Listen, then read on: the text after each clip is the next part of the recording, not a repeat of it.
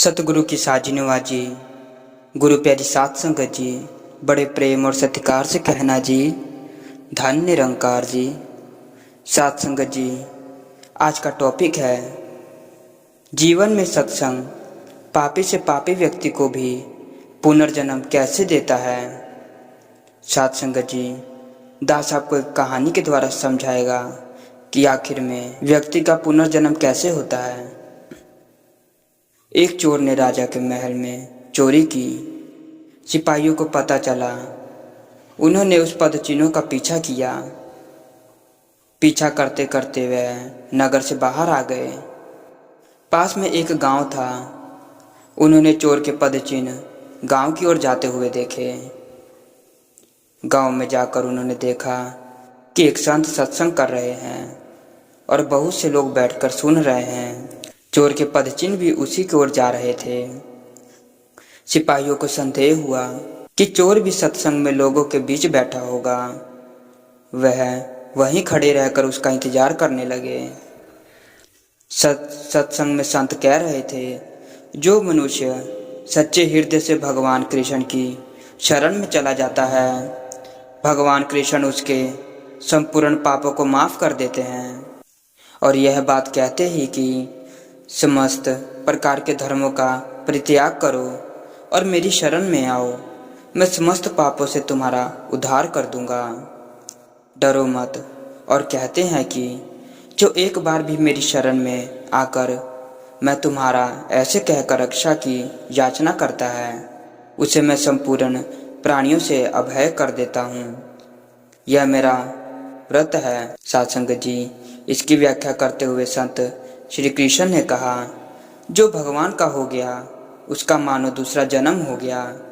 अब वह पापी नहीं रहा, साधु हो गया।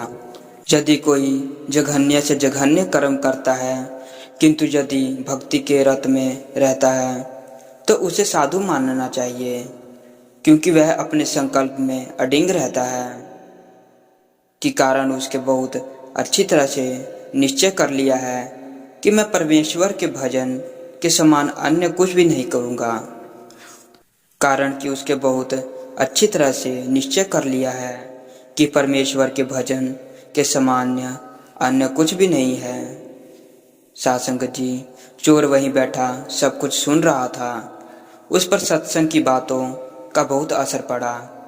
उसने वहीं बैठे बैठे यह दृढ़ निश्चय कर लिया कि अभी से मैं भगवान कृष्ण की शरण लेता हूँ। अब मैं कभी चोरी नहीं करूँगा। मैं भगवान कृष्ण का हो गया हूँ। अब मैं रोजाना हरे कृष्ण महामंत्र का जाप भी करूँगा। हरे कृष्णा कृष्णा कृष्णा हरे हरे, हरे राम राम राम हरे हरे। सत्संग जी, सत्संग समाप्त हुआ। लोग उठकर बाहर जाने लगे। बाहर राजा के सिपाही चोर की तलाश में थे। चोर बाहर निकला तो सिपाही ने उसके पदचिन्हों को पहचान लिया और उसको पकड़ के राजा के सामने पेश किया। राजा ने चोर से पूछा, इस महल में तुम ही ने चोरी की है ना? सच बताओ, तुमने चुराया धन कहाँ रखा है? चोर ने दृढ़ता पूर्वक कहा, महाराज, इस जन्म मैंने कोई चोरी नहीं की। सिपाही बोला, महाराज, यह झूठ बोलता है। हम इसके पद चिन्हों को पहचानते हैं। इसके पद चिन्ह चोर के पद चिन्हों से मिलते हैं। इससे साफ सिद्ध होता है कि चोरी इसी ने की है। राजा ने चोर की परीक्षा लेने की आज्ञा दी, जिससे पता चले कि वह झूठा है या सच्चा। सत्संग जी, चोर के हाथ पर पीपल के 2.5 पत्ते रखकर उसको कच्चे सूत से बांध दिया गया। फिर उसके ऊपर गर्म करके लाल किया हुआ लोहा रखा गया, परंतु उसका हाथ जलना तो दूर रहा, सूत और पत्ते भी नहीं जले। लोहा नीचे जमीन पर रखा तो वह जगह काली हो गई। राजा ने सोचा कि वास्तव में इसने चोरी नहीं की, यह निर्दोष है। अब राजा सिपाहियों पर बहुत नाराज हुआ कि तुम लोगों ने एक निर्दोष पुरुष पर चोरी का आरोप लगाया है, तुम लोगों को दंड दिया जाएगा। यह सुनकर चोर बोला, नहीं महाराज, आप इनको दंड ना दें, इनका कोई दोष नहीं है, चोरी मैंने ही की थी। सत्संग जी, राजा ने सोचा कि यह साधु पुरुष है, इसलिए सिपाही को दंड से बचाने के लिए चोरी का दोष अपने सिर पर ले रहा है। राजा बोला, तुम इन पर दया करके इनको बचाने के लिए ऐसा कह रहे हो, पर मैं इन्हें दंड अवश्य दूंगा। सासंगजी चोर बोला, महाराज, मैं झूठ नहीं बोल रहा हूँ, चोरी मैंने ही की थी। अगर आपको विश्वास ना हो तो अपने आदमियों को मेरे पास भेजो। मैंने चोरी का धन जंगल में छिपा रखा है, वहां से लाकर दिखा दूंगा। सासंगजी, राजा ने अपने आदमियों को चोर के साथ भेजा। चोर उनको वहां ले गया जहां उसने धन छिपा रखा था और वहां से धन लाकर राजा के सामने रख दिया। यह देखकर राजा को बड़ा आश्चर्य हुआ। राजा बोला, अगर तुमने ही चोरी की थी तो परीक्षा करने पर तुम्हारा हाथ क्यों नहीं जला? तुम्हारा हाथ भी नहीं जला और तुमने चोरी का धन भी लाकर दे दिया। यह बात हमारी समझ में नहीं आ रही है। ठीक ठीक बताओ, क्या बात है? सासंगजी चोर बोला, महाराज, मैंने चोरी करने के बाद धन को जंगल में छिपा दिया और गांव में चला गया। वहां एक जगह सत्संग हो रहा था। मैं वहां जाकर लोगों के बीच बैठ गया। सत्संग में सुना कि जो भगवान की शरण लेकर पुण्य पाप ना करने का निश्चय कर लेता है, उसको भगवान कृष्ण सब पापों से मुक्त कर देते हैं, उनका नया जन्म हो जाता है।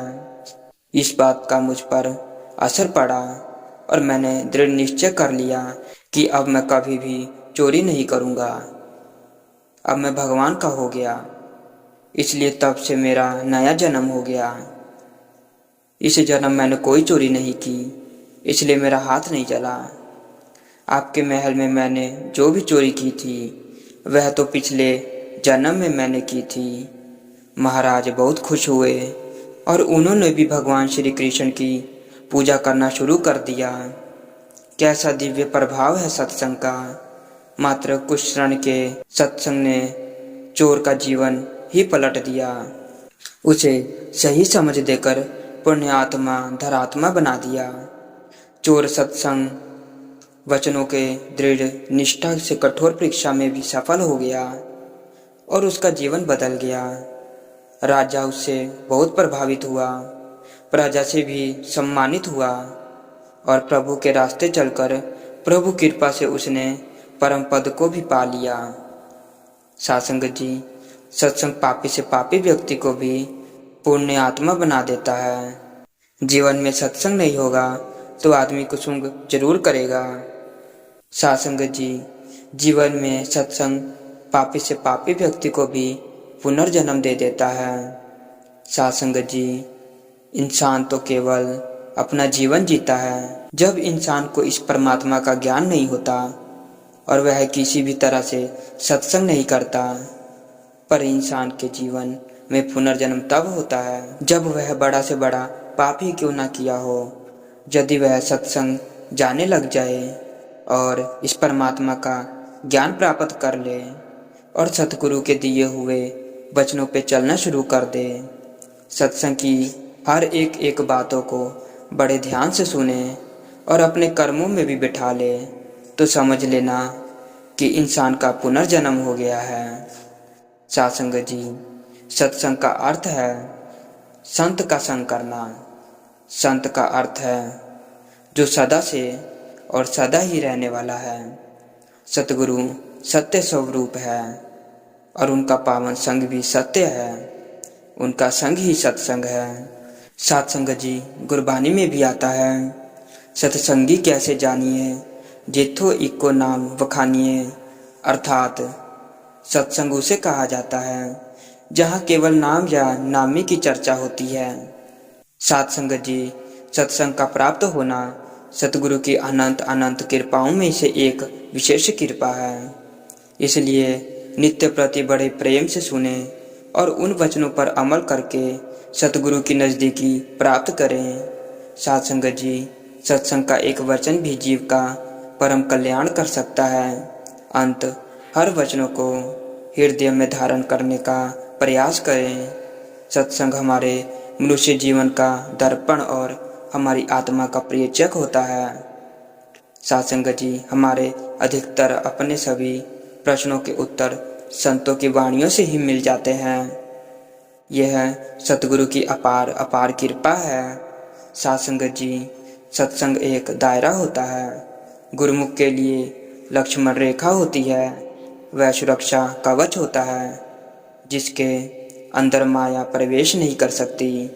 माया केवल गुरुमुख के हृदय में ही तभी तभी प्रवेश कर सकती है जब खुद गुरुमुख उस दायरे को तोड़कर माया के संपर्क में आ जाए। साधुसंगत जी, जिस प्रकार संत का संग करना सत्संग होता है, वैसे ही गुरुमुख जन सतगुरु द्वारा बख्शे हुए पवित्र नाम का चिंतन करते हैं तो वह भी सत्संग होता है, क्योंकि नाम का जाप हमें सत्य स्वरूप अर्थात सतगुरु के दिव्य रूप में दर्शन कराता है।